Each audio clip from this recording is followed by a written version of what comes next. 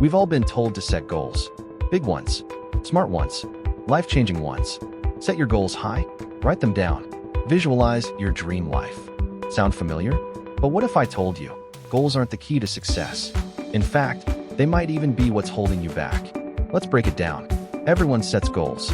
The Olympic athlete, the student cramming for exams, the startup founder, the aspiring musician. But here's the problem. Goals don't separate winners from losers. Systems do. Let me explain.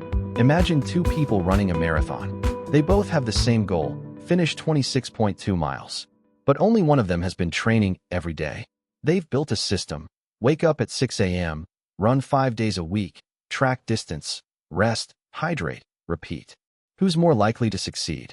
The one with the better system, not just the dream. That's the trap of goal setting. Goals are about the outcome. Systems are about the process. And real success? It lives in the process. Let's review these 3 examples. Example 1. James Clear, author of Atomic Habits, says, "You don't rise to the level of your goals. You fall to the level of your systems." He didn't write a bestseller by aiming to be a best-selling author.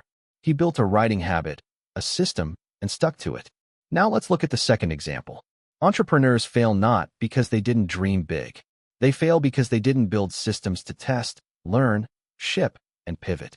And the third example that many people can relate to: weight loss. Everyone wants to lose 10 pounds. The difference lies in the person who builds a routine, meal prepping, daily walks, sleep hygiene, not just someone who dreams about being fit. Here's the truth. Goals create pressure. Systems create progress. When you set a goal like, "I want to read 50 books this year," every day you're not reading feels like failure. But when you build a system like, "I read for 20 minutes before bed," you win every day. No pressure, just progress. And there's something deeper here. Psychology. When we focus too much on goals, we delay happiness. We think, once I hit that weight, then I'll feel confident. Once I get that job, then I'll feel successful. That mindset creates what psychologists call the if-then trap. If I achieve X, then I'll be happy.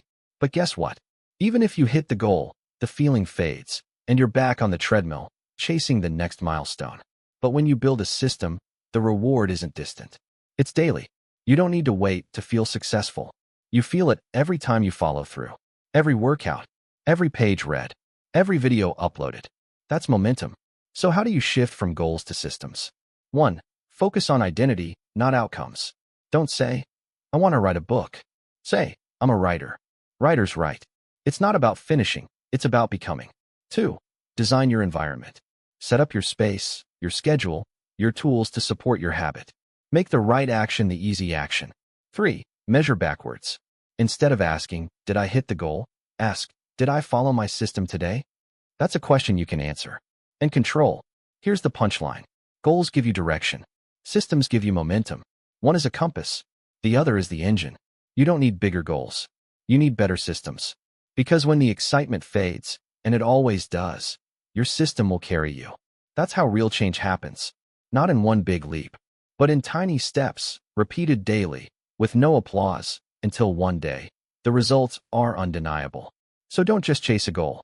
Build the machine that gets you there. That's where success lives. And the best part? Once you have the right system, you don't just hit one goal. You surpass it again and again.